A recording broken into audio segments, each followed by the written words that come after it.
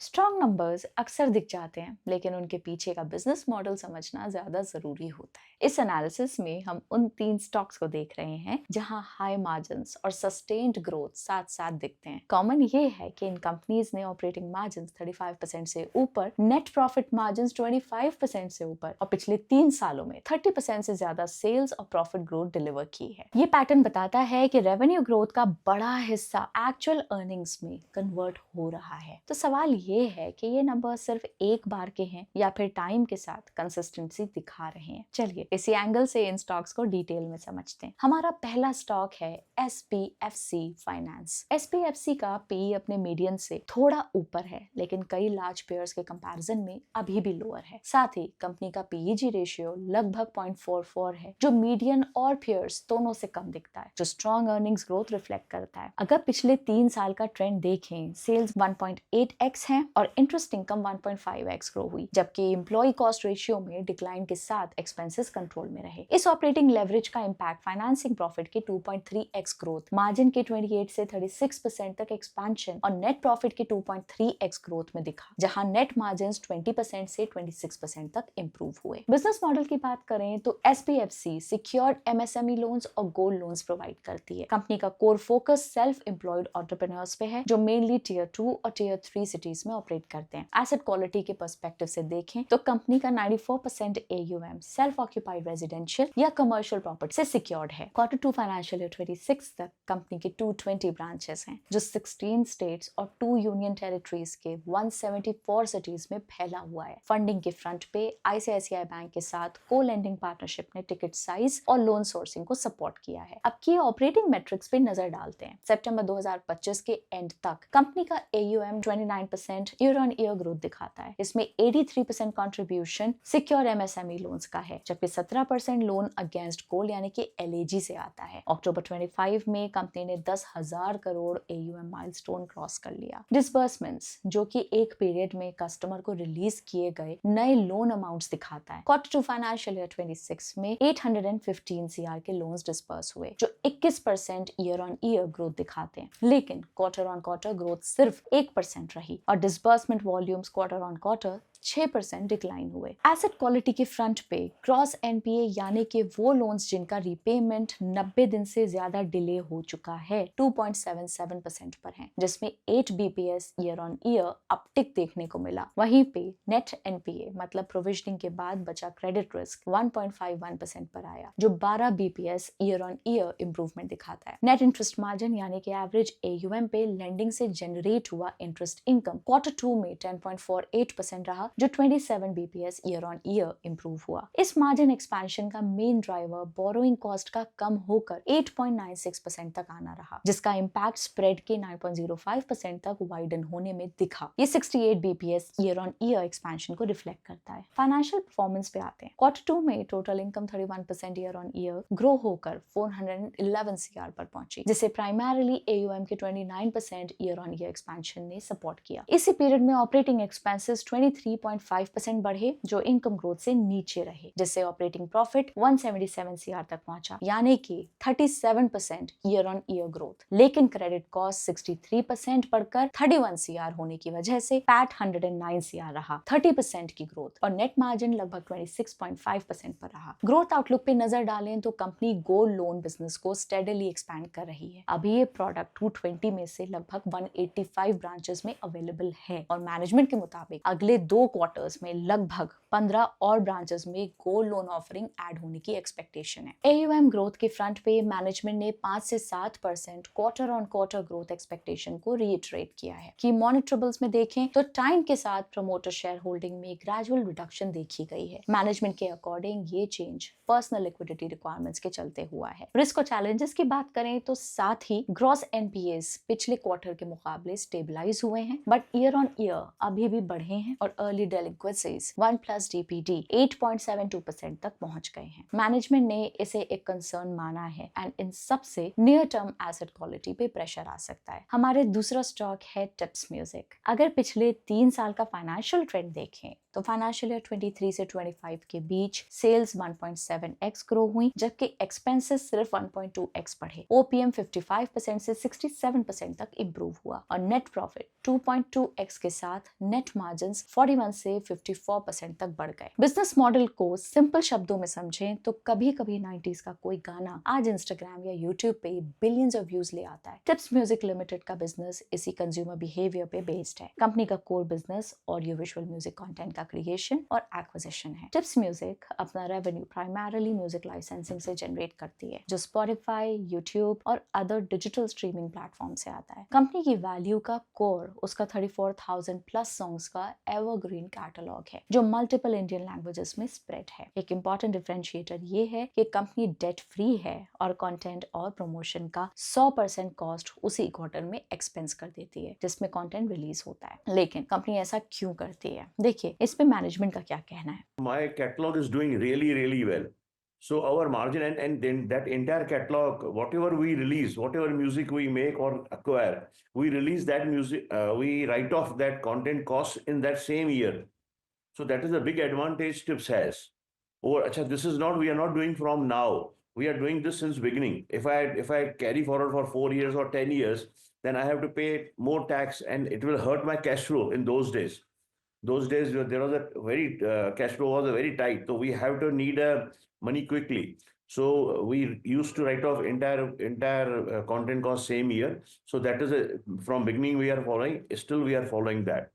अब recent quarterly performance पे आते हैं। क्वार्टर 2 में कंपनी ने लगभग 11% year on year revenue growth report की। मैनेजमेंट के मुताबिक इस क्वार्टर में कंटेंट यूजेज और मोनेटाइजेशन अक्रॉस प्लेटफॉर्म्स में ग्रोथ देखने को मिली। इसी पीरियड में ऑपरेटिंग एक्सपेंसेस लार्जली फ्लैट रहे और कंटेंट कॉस्ट 4% कम हुई। रेवेन्यू ग्रोथ के साथ एक्सपेंसेस स्टेबल रहने की वजह से ऑपरेटिंग प्रॉफिट 68 CR रहा, जो 15% ग्रोथ को रिफ्लेक्ट करता है। इसका डायरेक्ट इम्पैक्ट ऑपरेटिंग मार्जिन के 200 BPS इंप्रूवमेंट में दिखा। अदर इनकम भी डिक्रीज हुई और नेट प्रॉफिट 53 CR रहा, जो 10% ईयर ऑन ईयर ग्रोथ के साथ रेवेन्यू के ब्रॉडली अलाइंड है। नेट मार्जिन भी लगभग 59.6% पे स्टेबल रही। ग्रोथ आउटलुक की बात करें तो मैनेजमेंट ने फाइनेंशियल ईयर 26 के लिए 20% ग्रोथ गाइडेंस को रीइटरेट किया है, टॉप लाइन और पैट दोनों के लिए। इस टारगेट को अचीव करने के लिए सेकेंड हाफ में शार्पर पिकअप की एक्सपेक्टेशन बताई गई है, जहां क्वार्टर 3 क्वार्टर 4 में एवरेज लगभग 25% ग्रोथ की जरूरत होगी। कंटेंट स्ट्रेंथ पर आते हैं। स्पॉटिफाई के केस में सब्सक्रिप्शन रेवेन्यू का लगभग 55% शेयर कंपनी को मिलता है, इसलिए स्पॉटिफाई के 20 से 25% प्राइस हाइक का बेनिफिट कंपनी के रेवेन्यू में रिफ्लेक्ट होने की एक्सपेक्टेशन बताई गई है। और देखिए मैनेजमेंट क्या कह रही है कि बिजनेस अलग अलग प्लेटफॉर्म्स पे कैसे परफॉर्म कर रहा है।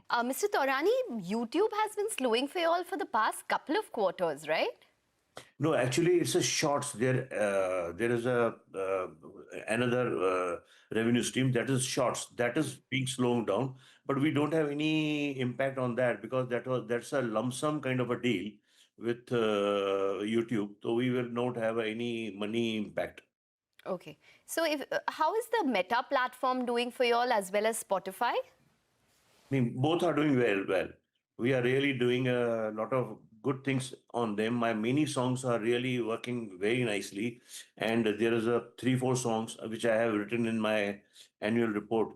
This really doing well. Cash flow side पर देखें तो फाइनेंशियल ईयर 24 में कंपनी का CFO 233 CR रहा, जो पैट का 183% था। ये स्ट्रॉन्ग कैश कन्वर्जन को इंडिकेट करता है। फाइनेंशियल ईयर 25 और फर्स्ट हाफ फाइनेंशियल ईयर 26 में CFO बाय पैट रेशियो 72% और 47% में नॉर्मलाइज हुआ। फर्स्ट हाफ में 54.3 CR के वर्किंग कैपिटल यूजेज ने कैश कन्वर्जन को फर्दर इम्पैक्ट किया। अब रिस्क एंड चैलेंजेस पे नजर डालते हैं। Company tips films limited group entity के साथ 60 CR तक के रिलेटेड पार्टी ट्रांजैक्शंस के लिए शेयर होल्डर अप्रूवल सीक कर रही है। ये अमाउंट फाइनेंशियल ईयर 25 टर्नओवर का लगभग 19.3% है। टिप्स म्यूजिक का PE लगभग 40x, जो सेक्टर एवरेज के आसपास है, और PEG लगभग 1.12 दिखाता है कि वैल्यूएशन अभी ज्यादा स्ट्रेच नहीं लगती। लेकिन रीसेंट क्वार्टर्स में ग्रोथ स्लो डाउन देखने को मिली है। अगर आगे भी रेवेन्यू ग्रोथ सस्टेन नहीं होती तो वैल्यूएशन पे प्रेशर आ सकता है। पिछले 3 सालों में प्रोमोटर्स ने लगभग 10% स्टेक रिड्यूस किया है। हालांकि रीसेंट क्वार्टर में होल्डिंग थोड़ी बढ़ी है। आगे जाकर प्रोमोटर शेयर होल्डिंग ट्रेंड को क्लोजली देखना चाहिए। हमारी तीसरी कंपनी है कैनरा रोबेको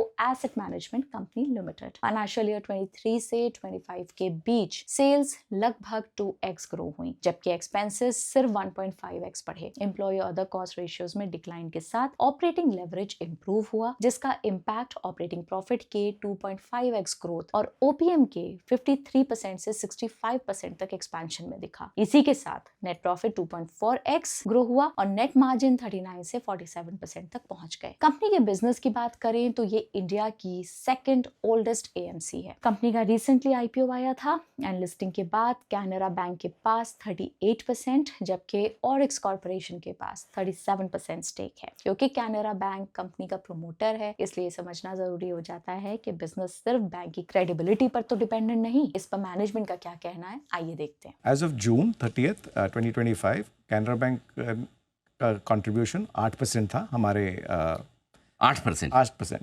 92% बाकी डिस्ट्रीब्यूटर से आता है। अच्छा, तो इसका ऐसा नहीं कि मतलब कैनरा बैंक का नाम है तो यानी बिजनेस सारा वहाँ से आ रहा है, वैसे 92% हाँ, हम कोई भी डिस्ट्रीब्यूटर ओवर डिपेंडेंट नहीं है। डिस्ट्रीब्यूशन साइट पर देखें तो Canara Robeco AMC pan India multi channel distribution network के थ्रू ऑपरेट करती है। इसमें डिजिटल प्लेटफॉर्म्स, 27 फिजिकल ब्रांचेस और लगभग 54,000 डिस्ट्रीब्यूटर्स शामिल हैं। अब की ऑपरेटिंग मैट्रिक्स पे आते हैं। सितंबर 25 तक कंपनी का क्लोजिंग AUM 1,17,600 CR रहा, जो 6.4% ईयर ऑन ईयर ग्रोथ को रिफ्लेक्ट करता है। पोर्टफोलियो कॉम्पोजिशन देखें तो कंपनी का पोर्टफोलियो लार्जली इक्विटी फोकस्ड है, जहां लगभग 90% AUM इक्विटी ओरिएंटेड स्कीम से आता है। लेकिन स्टार्टिंग में कंपनी इक्विटी फोकस नहीं थी, तो इन्होंने अपना बिजनेस क्यों चेंज किया? चलिए देखते हैं मैनेजमेंट क्या कह रही है। To answer your question on equity focused, we actually were not like that when we first started. We were actually an 85-15 split between fixed income and equity when we first started.